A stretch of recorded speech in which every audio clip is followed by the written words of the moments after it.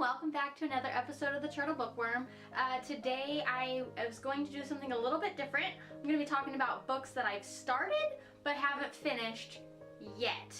Now these are books that maybe are just really heavy and so you have to take in small doses, or maybe they're just so mind-boggling you need to step away for just a bit to process them, or maybe they're just brick-sized books and you get to a certain point and you're like, you know, I need a little break from this, I want to read something else. So it's not to say that the writing's bad or that the plot is bad, just sometimes you need to take a time out from whatever it is that you're reading, and there's no shame in that.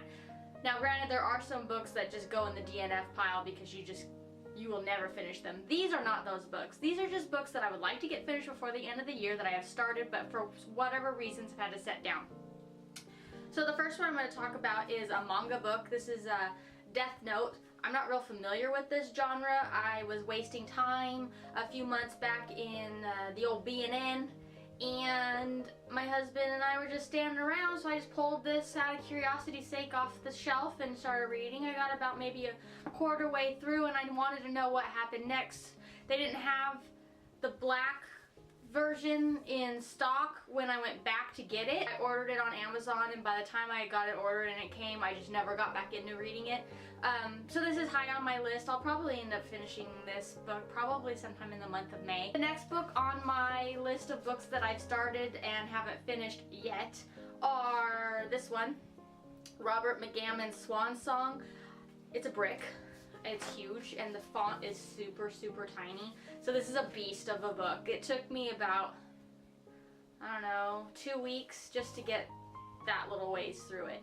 And it's not because I'm not enjoying it, it's just super tiny font and a lot of words, real well written words. And also I struggle a little bit with this one because it's so similar to Stephen King's The Stand that I keep trying to compare it, and I have to remember to tell myself not to do that. So I just took a time out from this one for a little while. The next book is so intelligent and my small little pea brain just can't process it in large doses, and that is Unhappiness by Edward Aubrey, excuse me.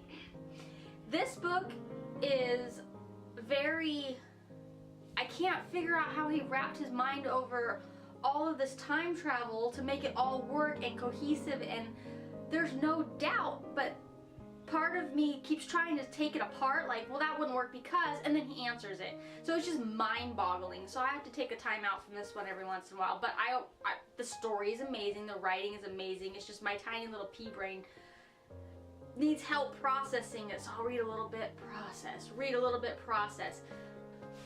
So this one is Dark Life. I started this about a year ago. I was at my aunt's house traveling. We had a few minutes, so I started it, but then we got busy with other things, and then I came home, and in the meantime I had listened to a book on the drive. She lives about 10 hours away, and then forgot I had started this one. When I was redoing my bookshelves, I remembered, and I was like, oh, that was pretty good. It's about a undersea world, and then there's like undersea pirates and scandal and all kinds of fun stuff. I am not very far into it at all. I am on chapter 6, which is on page 65. So like I said, I just got this started and then completely spaced that I was even reading it. So this will get finished very soon.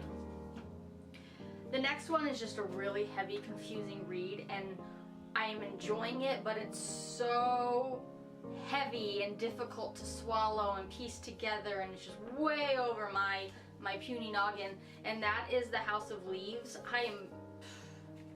It took me a long time to get hardly anywhere in this book. I'm on page 119, but the font's super tiny.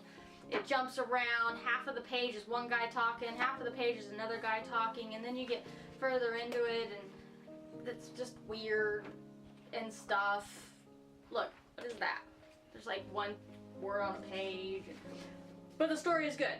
So I think if I approach it differently, knowing that I will enjoy it more. It's just very hard for me to wrap my brain around. Not because it's not a good story, not because it's not well written, just because it is difficult for me to process. So those have been my books that I have started and haven't finished yet. I will finish all of these books, hopefully by the end of the year. I don't see why that I couldn't finish these books within the next 6 months. In the meantime, I'm reading things that I super enjoy. Just those fun sit-down reads, and we'll get a lot of those, psychological thrillers, Colleen Hoover, those kind of things. If there's a book that you want me to read, recommend it down below. I'll check it out and we'll do a video on it. I love getting new ideas for books to read. In the meantime, writers keep on writing and readers keep on reading. Cheers!